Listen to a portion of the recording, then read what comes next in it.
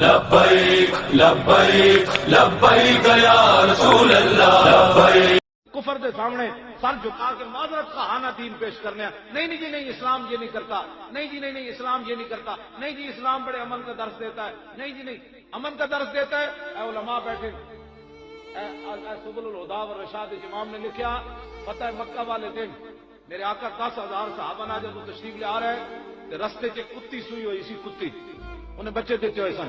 میرے آقا جب قریب آئے تو حضور نے صحابی نے فرمایا تسی اتنے کھڑے رہو، اے نو 10,000 میرے غلاماں تو گزرنا ہے، کسی کتی کا بچہ نہ کسی کے پیر تھلے آ جائے، اتنے کھڑے رہو تسی۔ اگلی میں جڑی گل کرن لگا ہوئے کتی بھی بچ گئی تو کتی کے بچے بھی بچ گئے، لیکن ایک بندہ کعبے کے خلاف نہ انسان لپٹے ہوئے سی تو حضور نے کیوں مروا دیتا؟ جواب چاہیے، کون سے امن کی بات کرتے ہو؟ کتی بھی بچ گئی، کتی کے بچے بھی بچ گئے، لیکن ابن خطل علماء بیٹھے نا بخاری شریف موجود ہے، اور کعبے کے خلاف نہ تھلو چڑھدیا درمیان جا کے لٹک گیا۔ صحابہ نے عرض کی تھی وہ ہوا متعلق ان کے استار القابت، یا رسول اللہ ایک طرف کعبے کی دیوار دوسری طرف کعبے کا خلاف، ہن فرماؤ کی کرنا ہے؟ میرے آقا نے فرمایا اقتلوا، فرمایا اکسیوں نے قتل کر دیا۔ بتاؤ، کتی بھی بچ گئی، بچے بھی بچ گئے، انسان کیوں قتل ہو گیا؟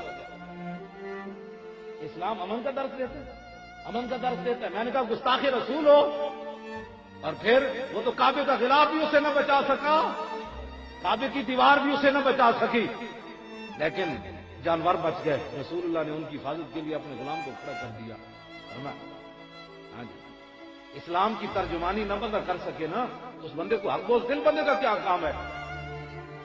بہت سارے لوگ آج کہتے ہیں جی وہ ہم گستاخ رسول سے بیزار ہیں۔ بیزار ہونے کا اسلام نے کبھی بھی اعلان نہیں کیا۔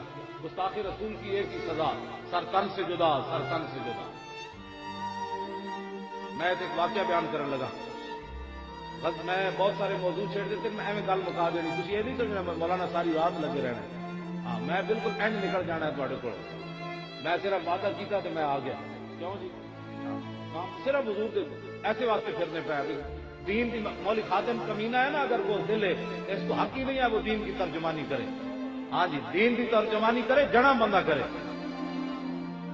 میں بزدل ہوں تو میں اپنی بزدلی اسلام پر کیوں ڈالنا چاہتا ہوں؟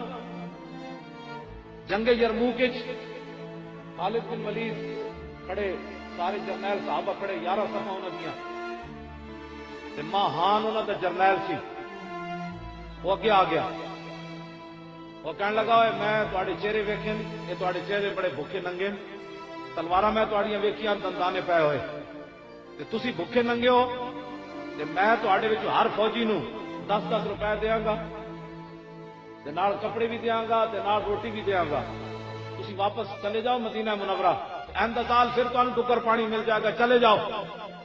اے گل کیتی ماہان نے، جڑا انہاں دا سپہ سالار سی۔ حضرت خالد بن ولید اگے ودے، آپ نے فرمایا جڑی تو گل کیتی ہے نہیں، سانو مدینے تو اے شے نہیں لے آئی، انا قوم نشرب الدماء، فرمایا ہم ایسی قوم ہیں جو خون پیتے ہیں۔ اے جواب آج تک کوئی مسلمان ہوتا تو کہتا ہے نہیں بس ٹھیک ہے ہم بھی نیکی ہے، فرمایا ہم خون پینے والی قوم ہیں۔ انہ بلغنا، ہمیں یہ خبر پہنچی ہے کہ انہ لا دما اطیب من دم الروم فجینا لذالک، ہمیں مدینہ پاک میں یہ خبر پہنچی ہے کہ رومیوں کے خون سے بڑھ کر لذیذ خون کوئی نہیں، ہم خون پینے آئے ہیں، تیار ہو؟ یہ جواب ہے اسلام کا۔